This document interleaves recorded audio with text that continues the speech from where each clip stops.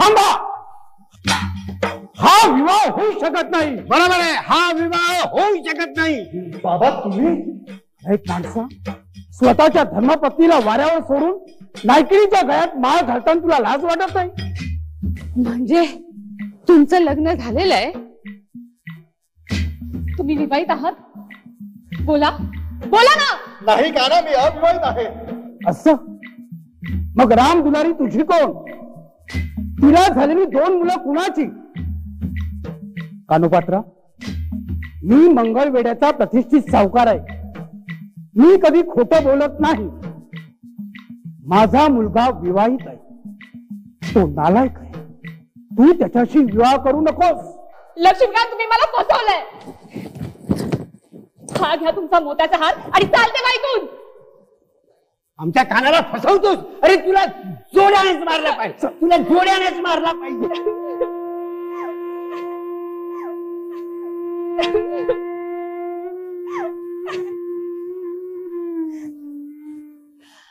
ठाणेदारजी, अहो ठाणेदारजी, ठाणेदारजी कुठे आहात तुम्ही? लवकर या, लवकर या. या या. अहो बातमी बातमी बातमी. काही अहो तसं काय नाही हो, तुम्ही आधी श्वास घ्या पाहू. हा, दीर्घ श्वास घ्या. हा, आता सांगतो. अहो आनंदाची बातमी आहे. आनंदाची बातमी, आनंदाची बातमी. अहो त्या लक्ष्मीकांत आणि कानोपात्रेच्या लग्नाचा फज्जा उडाला. काय सांगता? ऐन लग्नात त्या बंडोबानं गुलाबचंदला हजर केल्यामुळे ते लग्नच होऊ शकलं नाही. हळू हळू हळू हळू हळू. बंडो पण त्या बंडोवंताला हाताशी धरून कानोपात्राला पटवायची हीच वेळ आहे. आम्ही त्याला योग्य ते बक्षीस देऊ, पण तुम्ही त्या बंडोवंताला पटवायचं बघा. त्या बंडोपंताला पटवायचं काम माझं. तुम्ही तेवढं प्रवाळ आणि सुवर्ण भस्म चालू ठेवा. येऊ? प्रभाळ, सुवर्ण भस्म, प्रभाळ.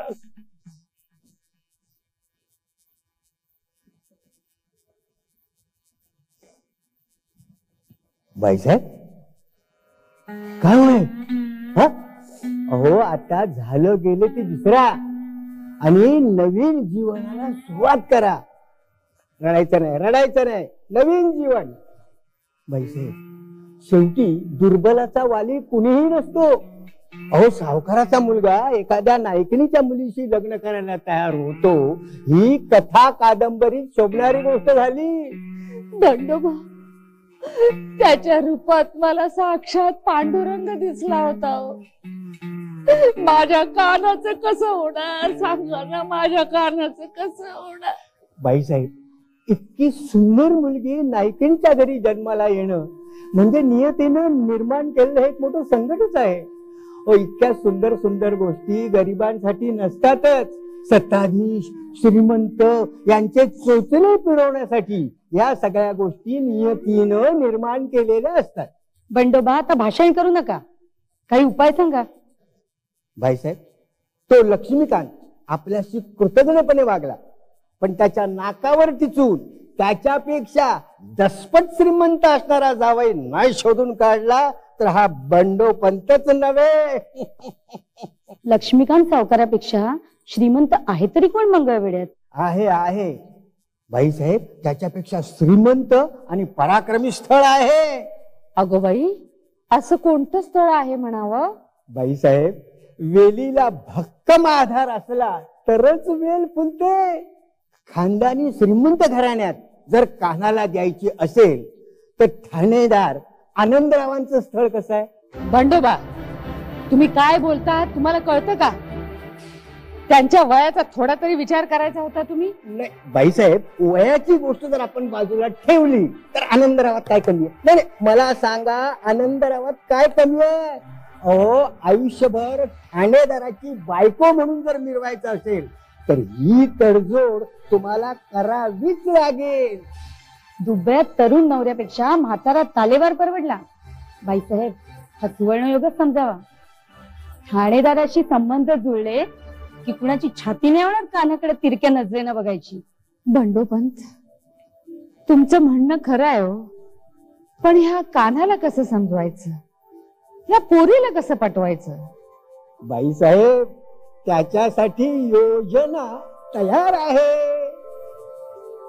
खरं?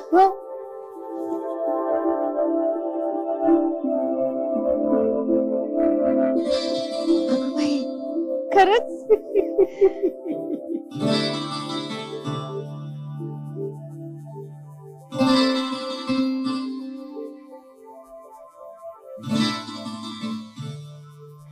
या या हळूच या. ठाणेदार साहेब, कान्हा आज झोपलीये. या चला दाखवते.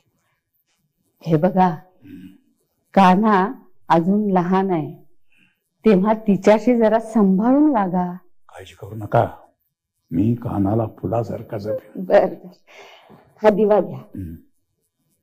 चला पुढे.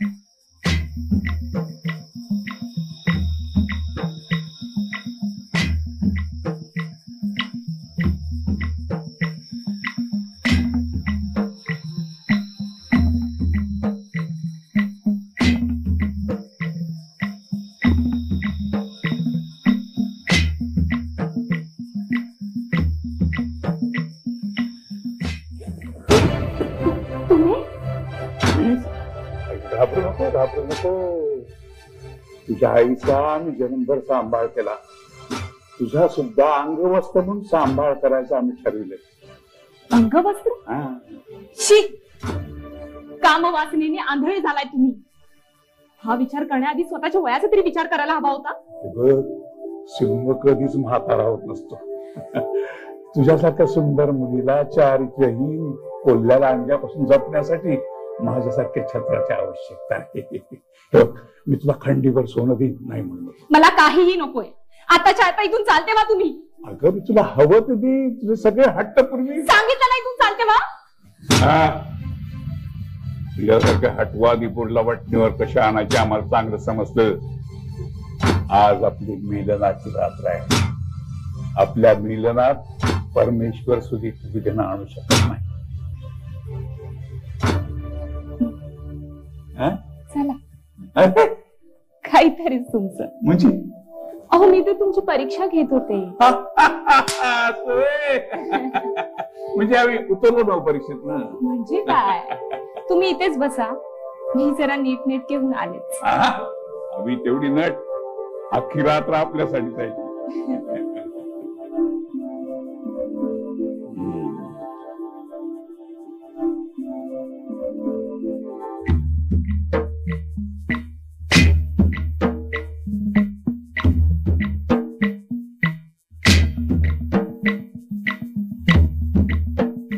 ठाणेदार, काय म्हणतोस? आताच्या आता इथून निघून जा, नाही तर हा सुरा मी स्वतः खुपसून घेऊन जीव देईन. अरे काय करतेस? निघून जा म्हटलं ना. हो जातो जातो.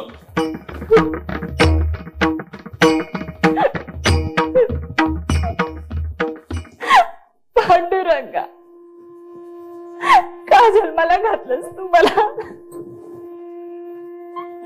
का दिलंस तू मला हे सौंदर्य? का नाही मला कुरूप बनवलास? या गिधाडांच्या कळपात राहण्यापेक्षा माझा जीव गेलेला बरा.